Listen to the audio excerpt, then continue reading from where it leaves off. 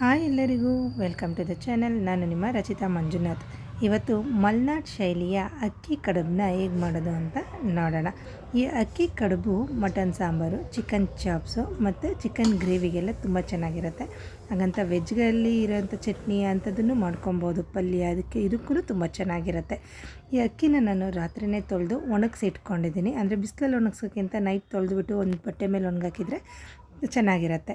ಅದನ್ನು medium size ರವೆಗಿಂತ ಸ್ವಲ್ಪ ದಪ್ಪ, ಅಂದರೆ ಬನ್ಸಿ ರವೆ ಬರುತ್ತಲ್ಲ ಅದಕ್ಕಿಂತ ಸ್ವಲ್ಪ ದಪ್ಪಾಗಿ ಥರ ಮಾಡ್ಕೊಬೇಕು.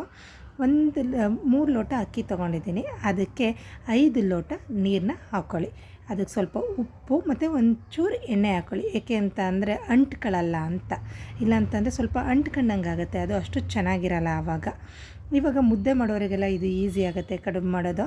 ಮುದ್ದೆಗೆ ಹೇಗೆ ನೀರು ಬೆಚ್ಚಗಿದ್ದಾಗ ಸ್ವಲ್ಪ ಹಿಟ್ಟು ಹಾಕ್ಕೊಂಡು ನೀರು ಕದ್ರುಕೊತೀವೋ ಹಾಗೆಯೇ ಇದಕ್ಕೂ ರವೆ ತರಿ ಏನಿರುತ್ತೆ ಅದನ್ನು ಸ್ವಲ್ಪ ಹಾಕ್ಕೊಂಡು ಕದ್ರುಕೊಳ್ಳಿ.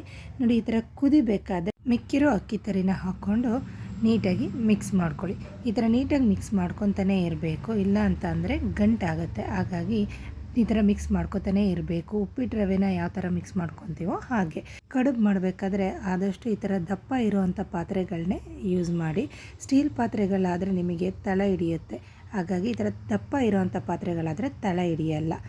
ಮಲೆನಾಡಲ್ಲಿ ಕಡುಬು ಮತ್ತು ಅಕ್ಕಿ ರೊಟ್ಟಿ ಅಂತ ಅಂದರೆ ವಾರಕ್ಕೊಂದು ಸತಿ ಇಲ್ಲ 2 ಸತಿ ಇದ್ದೇ ಇರುತ್ತೆ.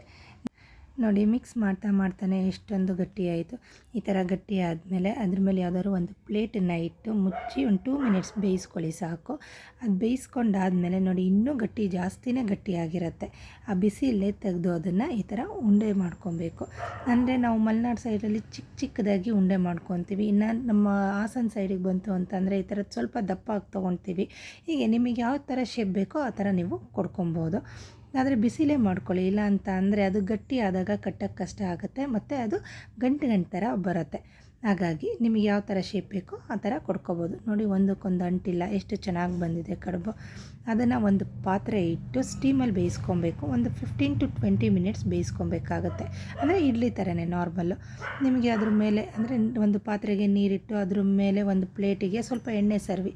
ಏಕೆಂದರೆ ಕೆಳಗೆ ನೀರು ಕುದಿಬೇಕಾದ್ರೆ ಅಂಟ್ಕೊಳ್ಳುತ್ತೆ ಅಂತ ಎಣ್ಣೆ ಸರ್ವಿ ಅದಕ್ಕೆ ಕಡುಬನ್ನು ಇಟ್ಟು ಒಂದು 15 to 20 ಮಿನಿಟ್ಸ್ ಚೆನ್ನಾಗಿ ಬೇಯಿಸ್ಕೊಳ್ಳಿ. ಬೆಂದಾದಮೇಲೆ ನಿಮಗೆ ನೋಡಿ ಕಡುಬು ಎಷ್ಟು ಚೆನ್ನಾಗಿ ಬಂದಿದೆ ಅಂತ. ಯಾವುದು ಒಂದಕ್ಕೊಂದು ಅಂಟಿಲ್ಲ, ಉದುರಾಗಿ ಚೆನ್ನಾಗಿ ಬಂದಿರುತ್ತೆ. ಇಷ್ಟು ಸಿಂಪಲ್ಲಾಗಿ ಮಾಡುವಂಥ ಕಡುಬನ್ನು ನೀವು ಒಂದು ಸತಿ ಮಾಡಿ ಹೇಗಿದೆ ಅಂತ ಕಮೆಂಟ್ ಮಾಡಿ.